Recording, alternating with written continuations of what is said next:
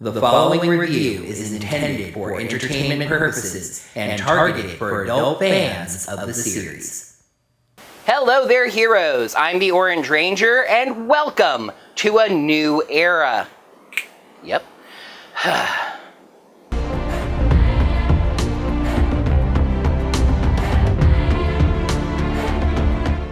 Hello there, heroes. I'm the Orange Ranger, and welcome to a new era with my first Dino Fury Second Era review. As per the usual with a new season, a couple of quick things to explain before we get rolling. We will start with the name of these reviews. As I've explained previously, there are other reviewers that like to consider split seasons as one long season. However, I like to follow the official designation, so I consider this a brand new season. However, I'm also a creative sort, so I wasn't just going to say Dino Fury Season 2 episode reviews. Different types of dinosaurs and when they were on the planet Earth are divided up into different eras, hence Dino Fury's second era. So, what about a comically long review? Don't worry, comic reviews are not going away, even temporarily. I am going to try to work on both Dino Fury Second Era reviews and comically long reviews. However, there's something else about comic reviews that I do want to mention. Without going into too much detail about it here, I do talk about it more on my Twitter if you want to check it out. I am dealing with various forms of mental illness. It's okay. It's normal, and a lot of people are going through it. One way that I'm affected is it's very difficult for me to focus my attention for long stretches of time. That made it a very bad idea, as it turns out, to try to review 3 comic books in a single video. That's why it took so long for those 2 comic review videos to come out in the Dino Fury off-season hiatus. So I've decided that with the next comic review, I'm going back to reviewing one issue at a time. The funny thing is, the next comic I have set to review is Power Rangers Unlimited, Edge of Darkness, which is a single issue that is double length. I am going to try to increase the speed with which the comic reviews come out to compensate for not getting as many of them reviewed in a single video. Speaking of reducing workload to increase video release speed, I'm afraid that the Just the Facts review series is coming to an end. It was a nice experiment, but it turned out that I was solving one problem, overly long review videos, with another problem, giving myself more work and making a second video series. So instead, I'm just going to focus on tightening my writing. Now, the pros and cons descriptions are going to be staying in the main videos, since so many people like to hear them. And finally, in my traditionally long list of season-starting disclaimers, this is the first season of Power Rangers to air exclusively on Netflix. That's right, the Nickelodeon era has come to an end. It is actually a little bit sad to think about kids watching Nick waiting for Dino Fury to resume.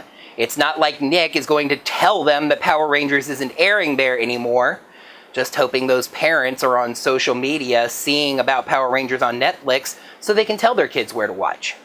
The first 11 episodes of Dino Fury Second Era have essentially already aired. That's right, they are posted to Netflix right now.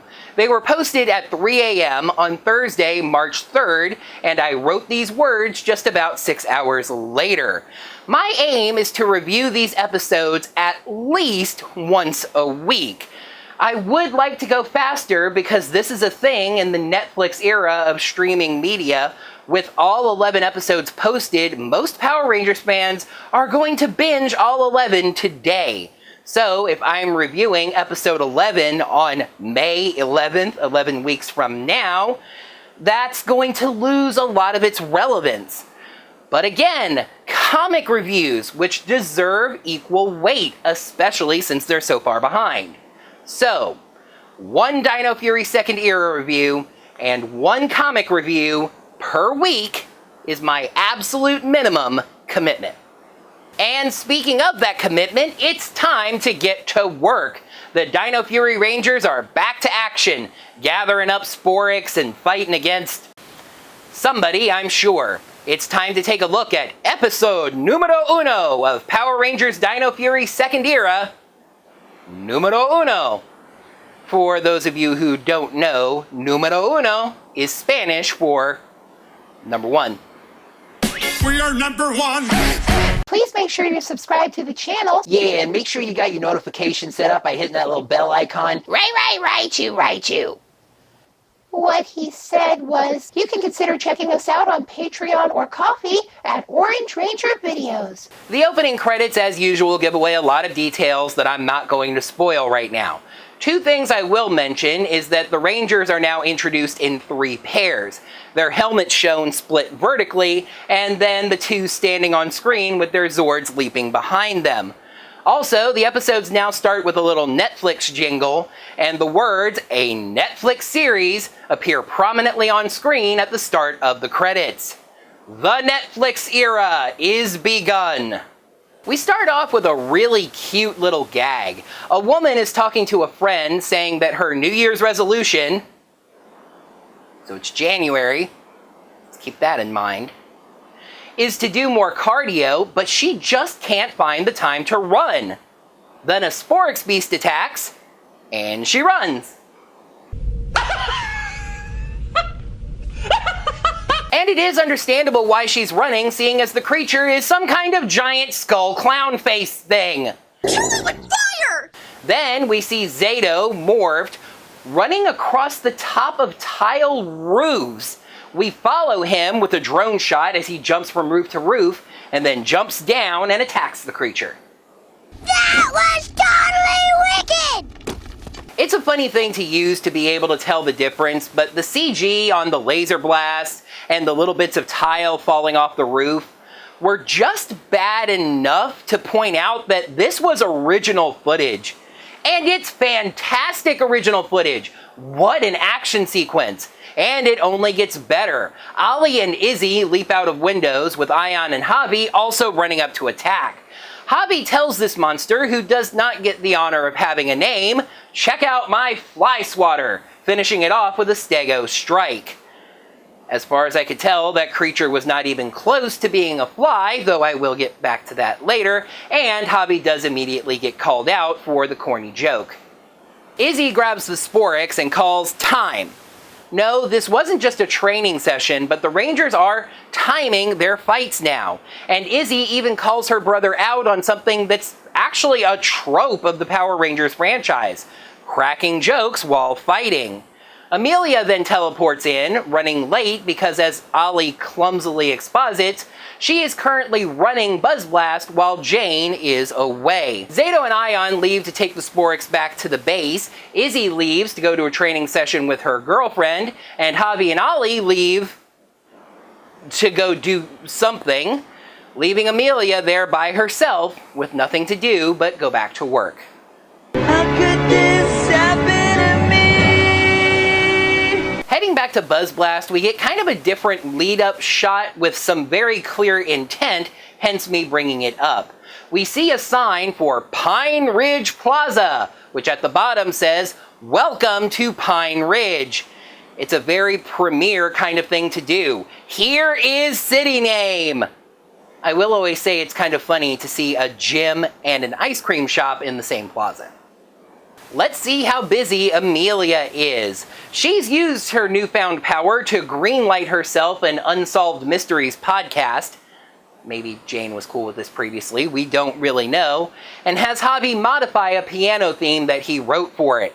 Somebody runs up and asks her to pick out an outfit, but she's so busy that she picks the wrong one, because the other one was orange.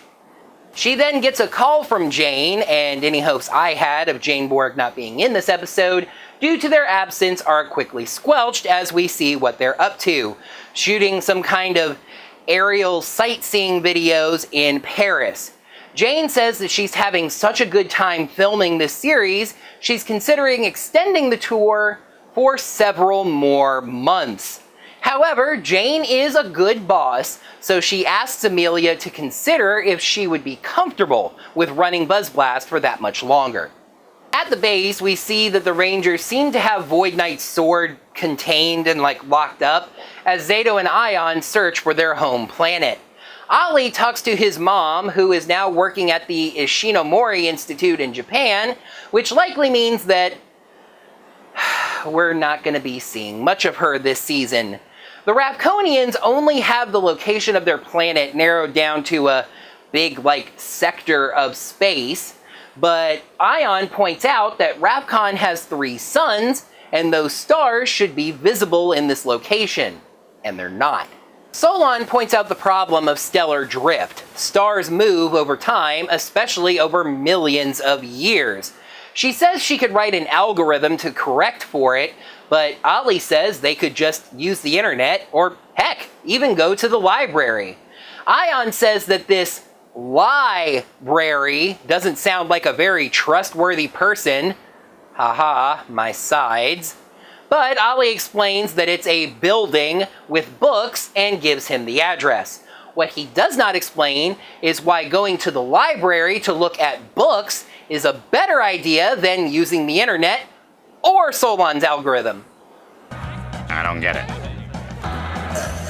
Over to the bad guys to see what's going on with them. At Area 62, Slither and Mucus are trying to break into the secret room now that Void Knight is not there to stop them. And no, they never explain how the 2 of them escaped from the freaking dark dimension. That was a place that Dr. Akana was supposed to be lost in forever, that they ended up in too.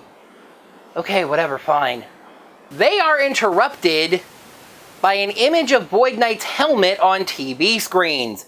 He orders them to get something from the Rangers. When they question if he's even real, he somehow digitally manifests a creature named Bitscreen, who has that techie, high-pitched sounding glitchy voice that I really like.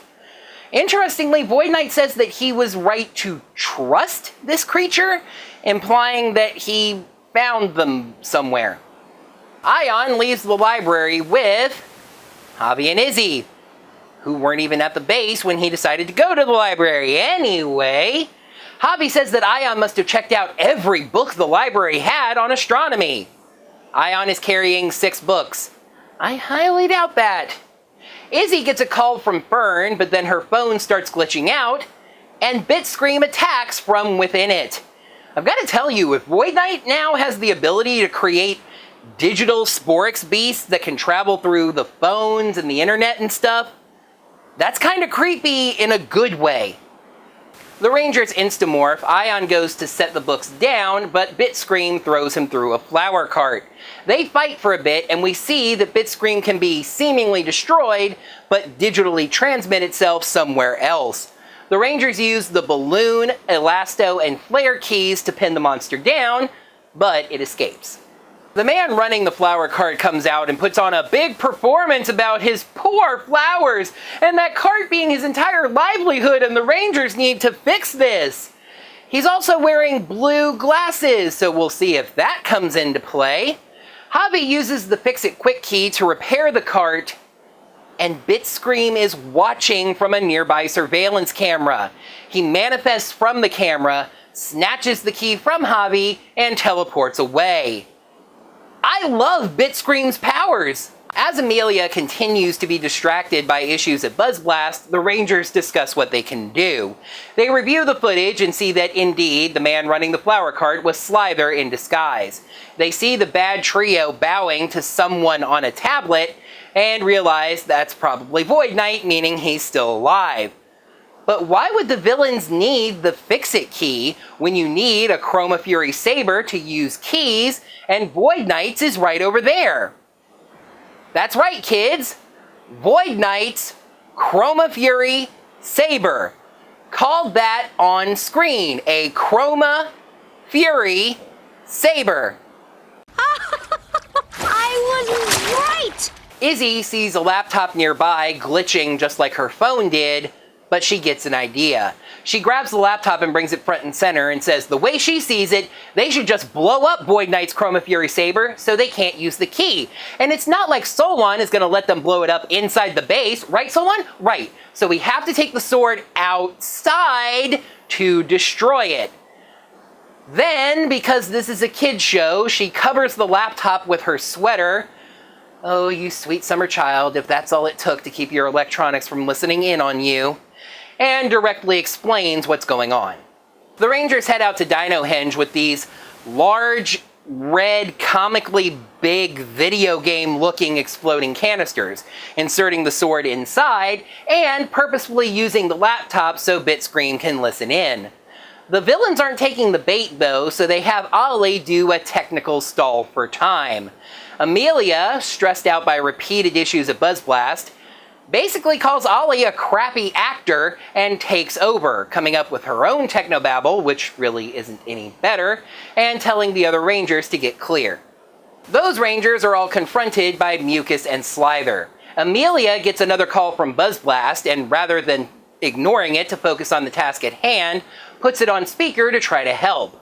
Bitscreen gets inside her phone, hears that she's distracted, and teleports out to the Saber, grabbing it and teleporting away. Oops,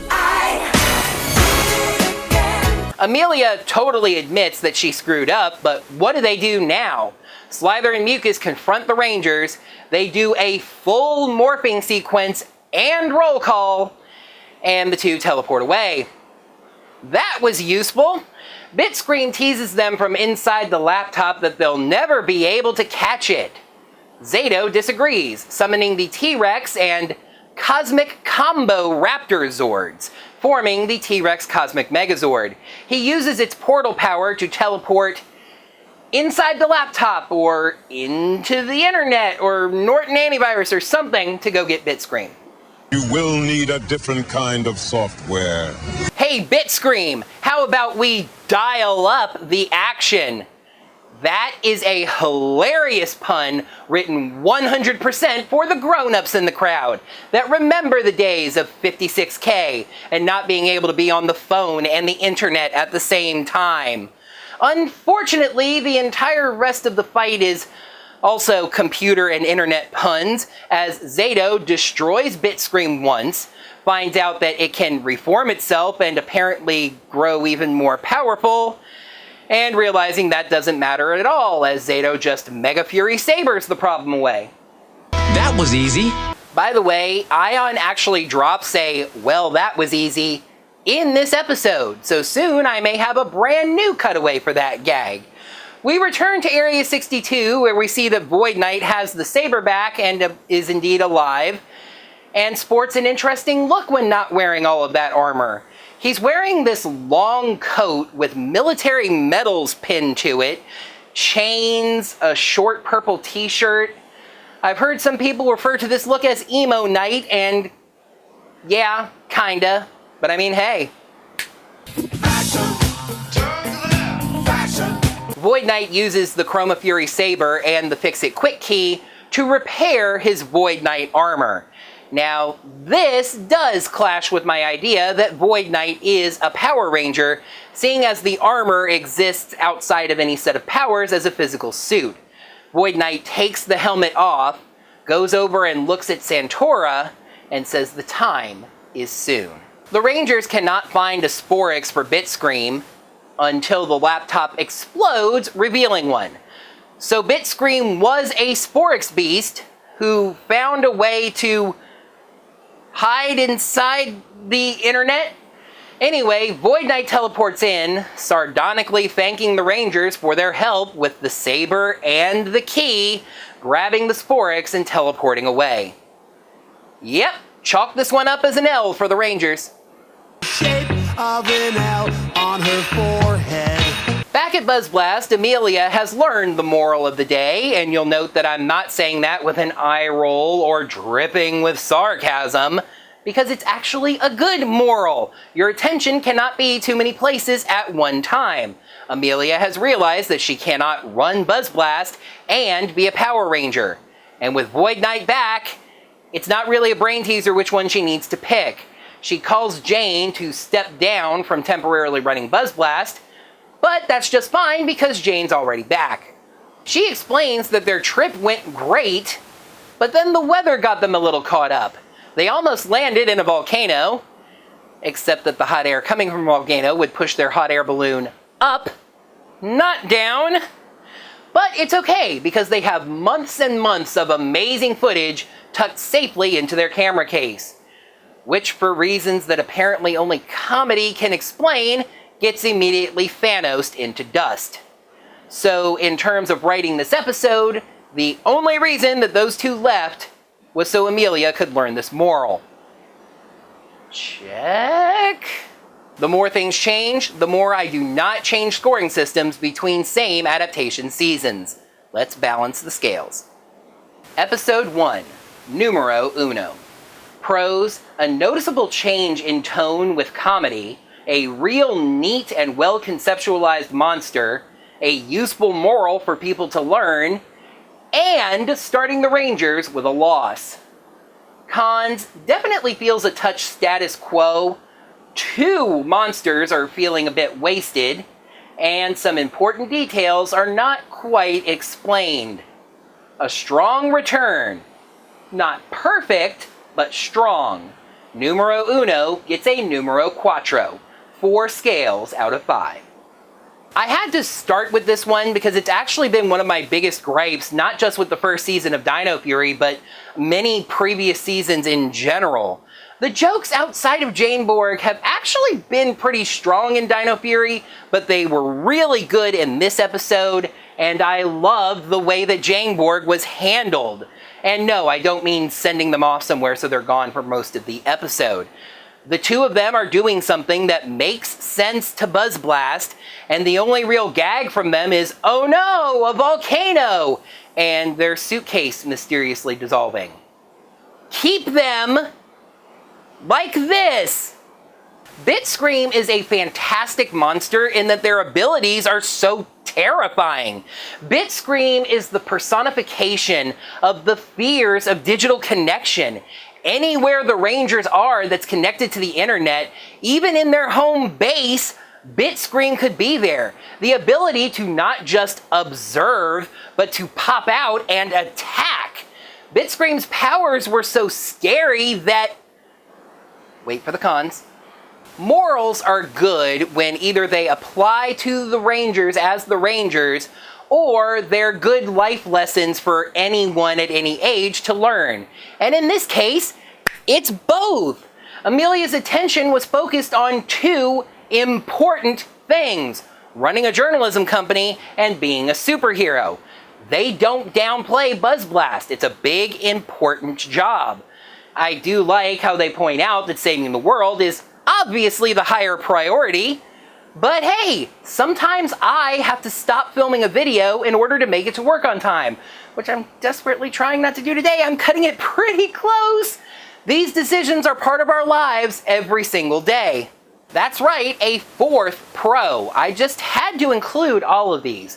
Whenever you have this 2-season format for an adaptation, you're gonna need a reset button. The Rangers score a major victory at the end of the first season, but something happens to make the villains a threat again at the start of the second season. A lot of times it comes off really cheap. A new villain just shows up for some reason, or the old villain cheated death somehow. Not saying that didn't happen here. Void Knight comes back, but he's really powerless because the Rangers have done things right. They've secured his weapon, there's nothing he can do.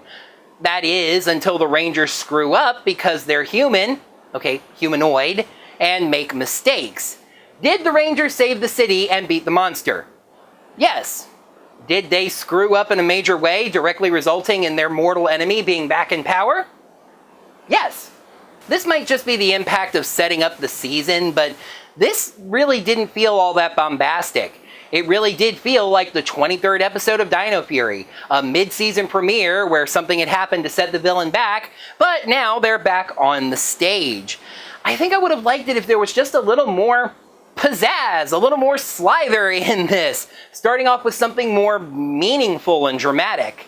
So, Bitscreen was a monster with scary, terrifying, really cool abilities, and it's destroyed in a single episode, even after them teasing its ability to reconstruct itself, giving itself like mucus levels of indestructibility. But on top of that, they start the episode with a kill it with fire clown skull ghost type creature, and that monster doesn't even get a name.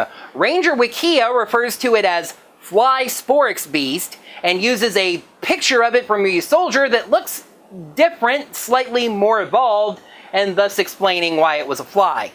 So, how did Void Knight end up in the internet? How did he come across Bitscreen? Was Bitscreen just hiding in there?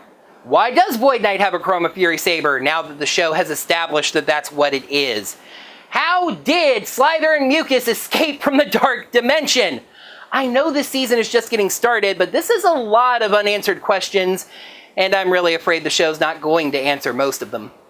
Overall, a very nice return. I know it sounds silly, but the thing that gives me the most hope for this season is that reduction in the stupid comedy. Nothing in this episode was really goofy or silly. The gags were sharper, the puns were better, and we had J-Borg in the episode without any really stupid slapstick comedy from them. It's really nebulous what's influencing the writing at this point in production. We do know that Dino Fury was actually intended to be a single season adaptation before Netflix ordered a second season.